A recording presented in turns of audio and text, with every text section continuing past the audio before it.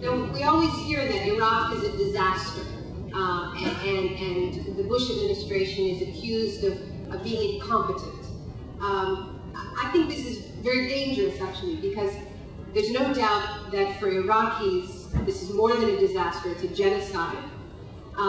But for the parts of the economy that are part of this complex, which is oil and gas, which is weapons, which is the large construction firms, which is the private security firms, which is the private healthcare companies who are treating the soldiers when they return, which are the companies that sell all of the security equipment in airports and cameras, which is now a $200 billion industry. Just what they call Homeland Security is a $200 billion industry that didn't even measure itself before September 11th.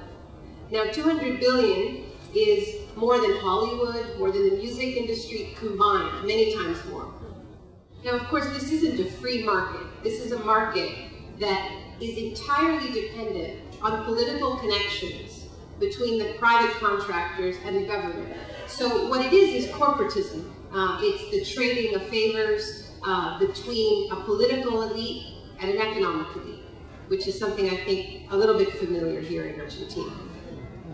I think this idea of challenging this narrative of incompetence and craziness is also something that I learned from my friends here in Argentina, because I learned from the criticism of the narrative of the dictatorship as being a dictatorship that was run by sadists and crazy people, and that it was almost impossible to understand their motives. And because I was here at a time where that narrative was being so powerfully confronted, and so many people were saying, no, there was a reason for the disappearances. There was a reason for the terror. And the reason was to impose the model. I think it had a huge effect on me to learn that, and I tried to carry that with me and apply it at home. Now, what I argue in this book is that throughout the history of the rise of neoliberalism, which is really a period that we can begin in Chile in 1973 on another September 11th, and that continues to this day, is a history of taking advantage of shocks and crises to advance this economic model. Because I think there is this narrative, once again a dangerous narrative, and I believe many of you are familiar with it, which is that this economic model began in Latin America, in this part of Latin America, in the Southern Cone, with tremendous violence, but that somehow this was an exception. And that after that bloody period, neoliberalism somehow became more peaceful with Thatcher and Reagan, and it became compatible with democracy. And so the people who tell the official history of neoliberalism like to forget that first 10 years and forget about Pinochet, forget about Videla, start with Thatcher, that's much more pleasant, and then sell this story that free markets and free people go hand in hand.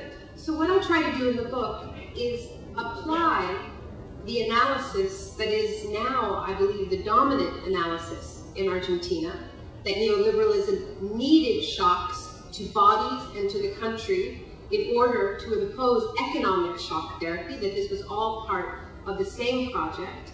And I test whether this theory can be applied in Russia in the 90s, in China in the late 80s, in Poland, in South Korea in the 90s.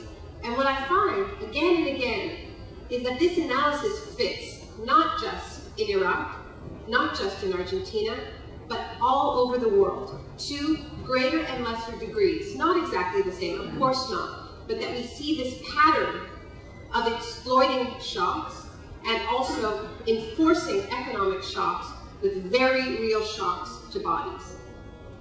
Now, I wrote this book because of something else I learned here, which is the importance of historical memory, the importance of having a collective narrative that keeps us from going into shock, that keeps us from regressing. I wrote the book to try to help prevent that regression when the next shock hits. Because we are facing more shocks, we know that. We're facing a global recession that some people are starting to compare to the Great Depression. We're facing food crises, we're facing serial ecological shocks, and we're seeing the same tactics, the same attempts to exploit all of these crises to advance more privatization, more neoliberalism. For instance, the food crisis is now being used to argue that we need more transgénicos, we need more genetically modified foods.